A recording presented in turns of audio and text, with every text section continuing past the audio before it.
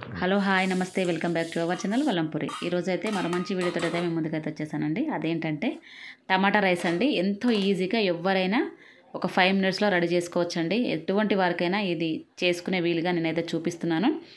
కొందరికి వచ్చి ఉండొచ్చు, కాకపోతే రాని వాళ్ళ కోసం అయితే నేను ఈ వీడియో అయితే అప్లోడ్ అయితే చేస్తున్నానండి. నేను ప్రీవియస్ వీడియోలో అయితే నేను గోంగూర పప్పు ఎలా చేసుకున్నానో కూడా అది కూడా నేను పోస్ట్ చేశాను. అది ఎవరైనా చూడకపోతే మాత్రం తప్పకుండా చూడండి. దాని లింక్ అయితే నేను డిస్క్రిప్షన్లో ఇస్తాను. ఇప్పుడైతే మనము టమాటా రైస్ని ఈజీ ప్రాసెస్లో ఎలా రెడీ చేసుకోవాలనేది అయితే చూపిస్తాను. దానికోసం అయితే ఎక్కువ కష్టపడాల్సిన అవసరం లేదు, అలాగే టైం కూడా తక్కువలోనే అయిపోతుందండి. మనం అర్జెంటుగా ఎక్కడికైనా వెళ్ళాలనుకున్నప్పుడు అయితే ఇలా చేసుకొని మనం టిఫిన్ బాక్స్లలోకి కానీ లేకపోతే ఇంట్లో ఏమి కూరగాయలు లేనప్పుడు కూడా ఇలా రైస్ని అయితే చేసుకొని అయితే తినొచ్చండి.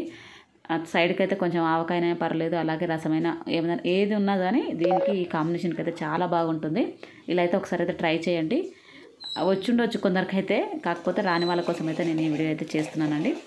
దానికోసం అయితే ఎక్కువ కష్టపడాల్సిన అవసరం లేదు. నేను 3 టమాటాలు తీసుకున్నానండి మీడియం సైజు, అలాగే ఒక 5-6 పచ్చిమిర్చి, అలాగే ఒక 2 ఆనియన్స్ అండి, మీడియం సైజు ఆనియన్స్ అయితే తీసుకున్నాను. వాటిని చక్కగా కట్ చేసేసుకొని స్టవ్ మీద కడాయి పెట్టేసుకొని కొంచెము వెడల్పాటిది పెట్టుకోండి. అన్నము మనం కలుపుకునేటప్పుడు కొంచెం ఫ్రీగా ఉంటుంది. మనము దాన్ని కలిపేటప్పుడు కొంచెం ఇబ్బంది లేకుండా ఉండడానికైతే నేనైతే కొంచెం పెద్దదే తీసుకున్నాను కడాయి అయితే.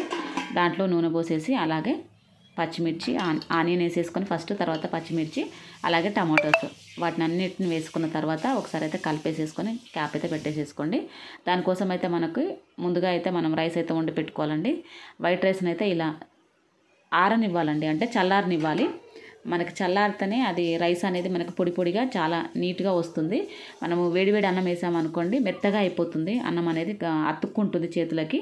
అలా కాకుండా మనం ఫస్టే అన్నం వండుకోగానే మనం ప్రిపరేషన్ చేసుకుంటాము అనుకున్న ఒక 5 నిమిషాలు 10 నిమిషాల ముందు అయితే ఇలా అయితే చల్లారేసి పెట్టుకోండి. నేను ఫస్టే చల్లారేసి పెట్టానండి.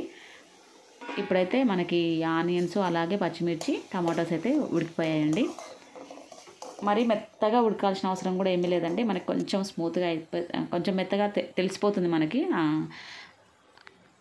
ఆ టమాటోలు. అదైతే అది అయిపోగానే ఇలా ఇప్పుడు మనం ఇందులోనే అన్నీ వేసుకోవాలండి. సాల్ట్, అలాగే సాల్ట్ అయితే రుచికి తగ్గట్టుగా చూసుకోండి. పచ్చిమిర్చి వేసాను కనుక చిల్లీ పౌడర్ అయితే కొంచెం పడుతుంది. దానికి కూడా అంటే మీరు కారం ఎక్కువ తింటే మాత్రం ఒక 1.5 టీ స్పూన్ వరకు అయితే వేసుకోండి, లేదంటే ఒక 1 టేబుల్ స్పూన్ అయితే సరిపోతుంది. అలాగే ధనియా పౌడరు 1 టేబుల్ స్పూను, జీరా పౌడర్ అండి, అలాగే కొంచెం మిరియాల పొడి, అలాగే గరం మసాలా ఇవన్నీ వేసుకొని కొంచెం సోయా సాస్ కూడా వేసుకోండి, చాలా బాగుంటుంది. అలాగే వెనిగర్ కూడా లైట్గా ఒక 1/2 టీ స్పూన్ వరకు వేసుకున్నారంటే మనకి ఆ పుల్లదనం వచ్చేసి ఇంకా టేస్ట్ అనిపిస్తుంది. ఫ్లేవర్ కూడా బాగుంటుందండి. ఉంటే మాత్రం వేసుకోండి, లేదంటే లెమన్ పిండేసేసుకోండి సరిపోతుంది. అవన్నీ వేసుకొని ఒకసారి కలిపేసుకున్న తర్వాత క్యాప్ పెట్టేసేసుకోండి. ఒక 2 మినిట్స్ అలా వదిలేస్తే మనకి ఆ మసాలా స్మెల్ అనేది బాగా వస్తుంది, అరోమా అనేది బాగా ఫ్రై అయిపోతాయి, చాలా టేస్టీగా అనిపిస్తుందండి. నేను అవన్నీ వేసాను కదండి, అవన్నీ అయితే సర్దేసుకుంటున్నాను. ఇలా అయితే అన్నీ సర్దేసుకున్న తర్వాత ఆ లోపేమో నాకైతే అది ఫ్రై అయిపోయింది టమాటాది. ఇప్పుడైతే మరి నేను అది అందులో మనం ఫ్రై అయిపోయిన తర్వాత మనం రైస్ ముందుగా చల్లారేసి పెట్టుకున్న రైస్ని అయితే వేసేసుకుంటున్నాను. చూసారు కదండి, కలుపుకునేటప్పుడు మనకు కొంచెం ఇబ్బందిగా అనిపిస్తుంది రైస్ వేసుకుంటే. అందుకని కొంచెం పెద్ద కడాయి పెట్టుకున్నాం అనుకోండి, కలుపుకునేటప్పుడు ఇబ్బంది లేకుండా ఉంటుంది. అందుకని నేనైతే ఇలా పెద్ద కడాయి అయితే పెట్టుకున్నాను. నేను తీస్తున్నానండి వీడియో, మా వారు కలుపుతున్నారు. ఇలా అయితే అన్నీ వేసుకున్న తర్వాత రైస్ని వేసేసి ఒక 10 మినిట్స్ వరకు అయితే కొంచెం ఫ్రై అయితే కానివ్వండి. అది హీట్ అయిపోవాలండి అన్నం అంతా. మనకు ఒకసారి కలిపేసేసుకొని తింటే మాత్రం అంత టేస్ట్ అనిపించదు, మంచిగా ఫ్రై అవ్వాలి.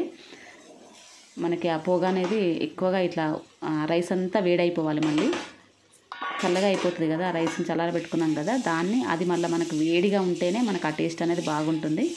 ఓన్లీ కలిపేసుకొని తింటే అంత మాత్రం అయితే టేస్ట్ ఉండదు. ఇలా వేడి చేసుకున్న తర్వాత చూసారు కదా పొగలు ఎలా వస్తున్నాయో.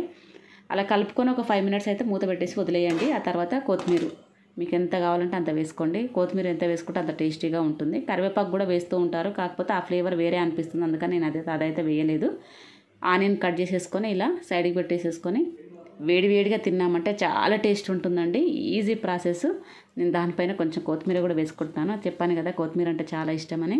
మా పాపకైతే మరీ ఎక్కువ ఇష్టం అండి, తనకి ఎక్కువ కొత్తిమీరే వేసేసి ఇస్తూ ఉంటాను. అప్పుడప్పుడు కర్రీలలో వేస్తాను, అలాగే రైస్లో ఇలా చేసినా కానీ వేస్తాను. అయినా కానీ మళ్ళీ పైన కూడా కొంచెం ఇలా వేస్తాను. డెకరేషన్ కోసమే కాదండి, తనకి ఇష్టం అని చెప్పేసి కూడా వేశాను. ఇలా ఆనియన్ కట్ చేసేసుకొని కొంచెం లెమన్ పిండుకొని తిన్నామంటే చాలా టేస్టీగా ఉంటుందండి. ఈజీ ప్రాసెస్లో ఇలా అయితే ఒక 5 మినిట్స్లో చేసేసుకోవచ్చండి. తప్పకుండా అయితే ట్రై చేయండి. Thank you.